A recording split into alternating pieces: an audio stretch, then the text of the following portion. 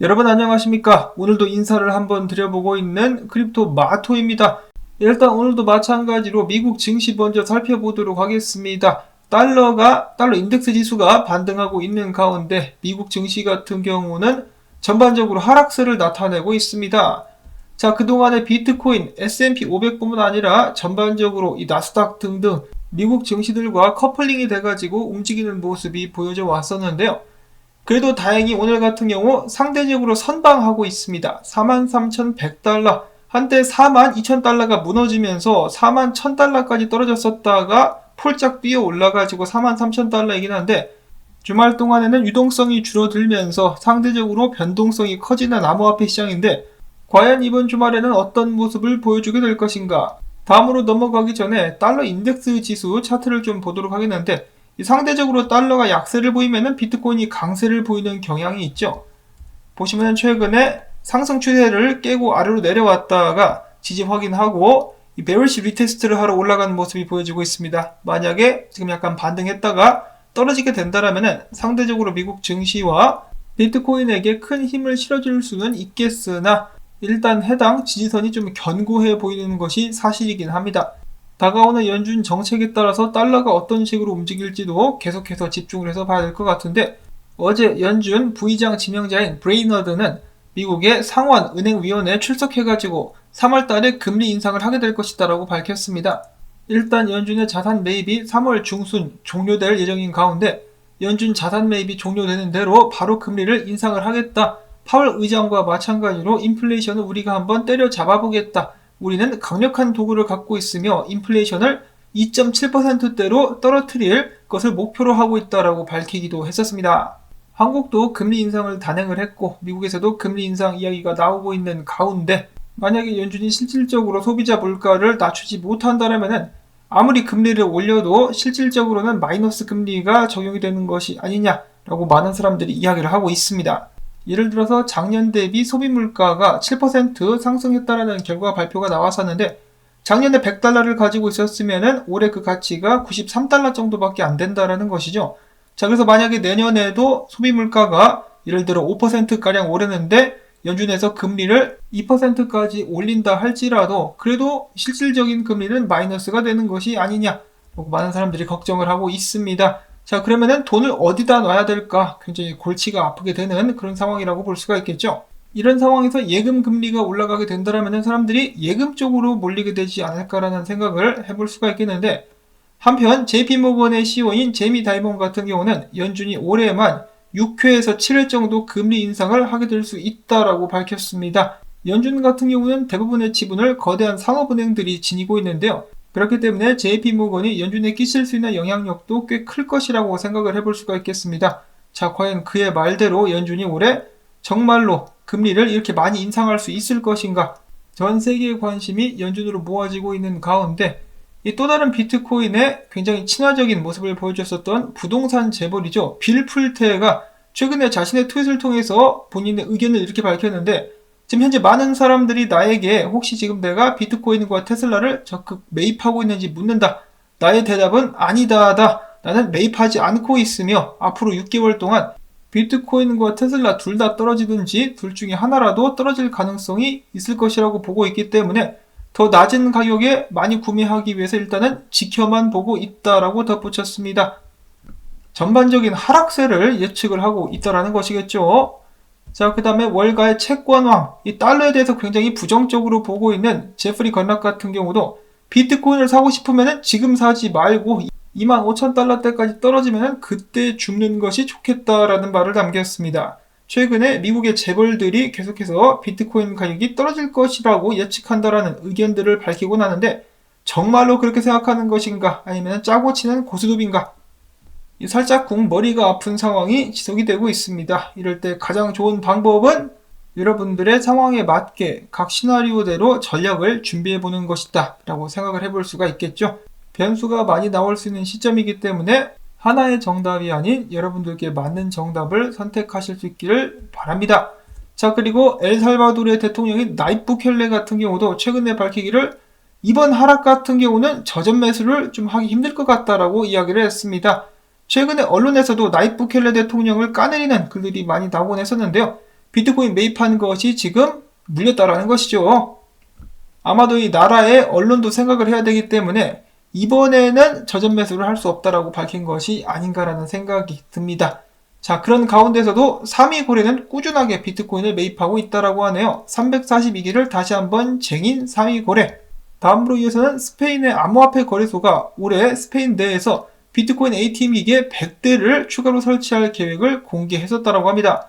한국에서도 좀 비트코인 ATM 기기가 모습을 보여줄 수 있으면 좋겠다라는 기대감을 가져보는데요. 한국에서 가장 많은 건물들이 뭐가 있습니까? PC방, 카페, 치킨집, 교회, 편의점 이런 곳들 근처에 비트코인 ATM 기기가 한 대씩만 딱딱딱 생겨도 정말 보기 좋겠다라는 생각을 해보고요. 자, 한편 터키 같은 경우는 리라화가 이번에 폭락하게 되면서 작년에 혼쭐이 났었죠. 정신이 번쩍 들어가지고 터키 시민들이 터키 내에서는 암호화폐 거래가 금지되어 있음에도 불구하고 비트코인과 테더를 대량 매입하고 있다라고 합니다. 터키 사람들은 이야기를 합니다. 터키 리라를 들고 있으면은 계속해서 가치가 떨어지는데 굳이 터키 리라를 들고 있을 이유가 없다라고 밝혔습니다. 전 세계 여러 나라들이 이 터키의 예를 보고 인플레이션을 막기 위해서 안간힘을 쓰고 있는 상황. 과연 그들의 전략은 먹혀 들어갈 수 있을까요? 한국 같은 경우도 물가가 굉장히 가파르게 오르고 있습니다. 부랴부랴 금리를 올리고 있는데 물가를 잡을 수 있을 것인가? 다음으로 이어서는 브라질의 도시 리우데자네이루에서 시 재정의 1%를 비트코인에 투자하겠다라고 밝혔습니다. 한 가지 재미나는 것은 해당 발표를 하는 행사에 마이애미의 시장인 프란시스 수아레즈가 참석을 했었다라고 하네요. 리우데자네이루 시장은 이 프란시스 수아레즈 마이애미 시장을 치켜 세우기도 했었다라고 하는데 둘이서 베프가 되는 것이 아닌가라는 생각을 해봅니다. 다음으로는 비트코인 가격 예측들로 넘어가도록 하겠습니다. 제프리 건락 같은 경우는 25,000달러, 빌풀테 같은 경우는 향후 지속적인 하락을 예측을 했었는데 포브스 같은 경우는 그럼에도 불구하고 비트코인이 올해 10만 달러를 돌파할 수 있을 것이다 라고 예측을 남겼습니다. 그들은 밝히기를 일각에서는 지금의 비트코인 붐이 거품이라고 우려하지만은 무슨 일이 일어나더라도 비트코인은 사라지지 않을 것이다 라고 이야기를 하면서 추가적으로 이더리움의 업그레이드를 통해 가지고 전반적인 암호화폐 시장 및 이더리움 네트워크에서 파생된 여러가지 상품들이 안정되는 한 해를 맞이할 수 있을 것이다 라고 밝혔습니다. 자, 그런데 지금 현재 비트코인 가격 상황은 그닥 좋아 보이지가 않습니다. 하락 채널의 주요 추세선에서 계속해서 얻어맞고 있는 비트코인. 이것을 뚫고 올라가야만 지속적인 상승을 할 수가 있을 것인데 만약 여기서 거절당하면은 다음 지지선인 39,000달러, 34,400달러 선까지도 밀릴 수 있겠다라고 크립토 비트코인 크리스는 장기적으로 보고 있었습니다. 그래서 여기 있는 주요 지지 및 저항을 뚫고 올라가야만 하겠는데요. 렉스 캐피탈 분석가도 이야기를 해주기를 43,120달러 이 구간이 과거에 지지선이 되었었던 구간이기도 했는데 이번엔 떨어져가지고 그 위로 올라오지 못하고 있는 상황이다. 이번 주 주봉 마감이 굉장히 중요하다. 만약에 이 아래에서 주봉 마감을 하게 된다라면은 어쩔 수 없이 다시 밑에까지 내려오게 되지 않을까라고 예측을 하고 있었습니다.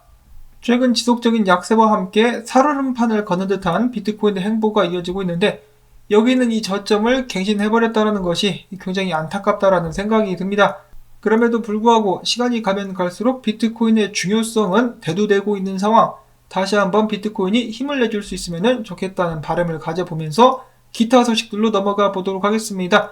어제 나왔었던 소식 그리고 테슬라에서 도지코인 결제를 지원할 것이다라는 소문 역시 돌았었는데 그렇게 됐다라고 합니다. 테슬라 차를 살 수는 없겠지만은 온라인샵에서 여러가지 액세서리들을 도지코인으로 매수할 수 있게 되었다라고 합니다.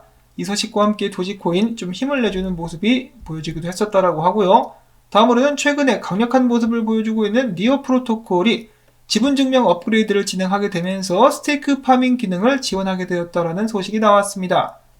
다음으로 중국의 공안부가 2조 원대 암호화폐를 압수했다라고 합니다. 전에 압수했었던 물량은 전부 다 시장에 던진 것으로 알고 있는데 이번 물량은 어떻게 될 것인가? 웬만하면 좀 던지지 말고 그냥 확 잊어버렸으면 좋겠다라는 생각이 들고요. 다음으로 비탈릭이 굉장히 재미난 모습을 보여줬다라고 하네요. 최근 그는 자신의 트위터 계정을 통해서 여러분 나에게 욕 좀 해주세요. 나 오래 살고 싶으니까 욕 좀 먹겠소 라고 이야기를 했더니 순식간에 사람들이 달려들어가지고 온갖 조롱과 욕을 남기기도 했었다라고 합니다. 자, 비탈릭은 왜 갑자기 그런 글을 남겼었던 것일까요? 뭐 죄 지은 거라도 있나? 아니면은 러시안 보드카를 마시고 취한 것일까? 자, 한편 이더리움 같은 경우는 온체인 지표는 굉장히 건전한 상황이라고 합니다.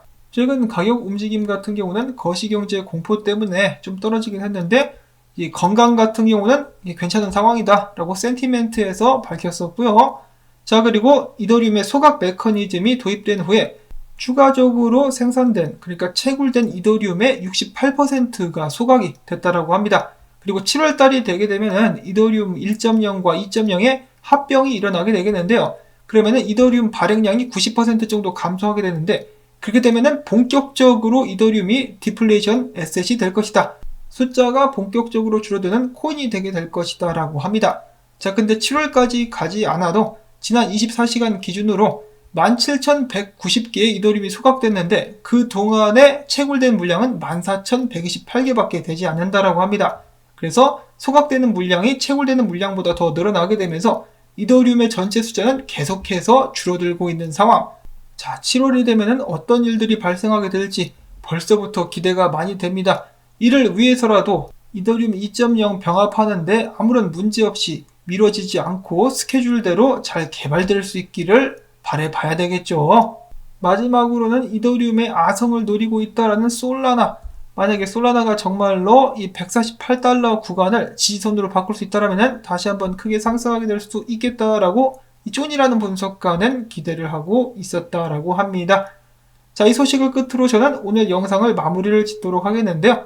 주말 잘 보내실 수 있기를 바라고, 만약에 여러분들께 도움이 되셨다면 토마토밭 좀 도와주기, 광고 영상 재생 및 좋아요 눌러주기 부탁을 드립니다.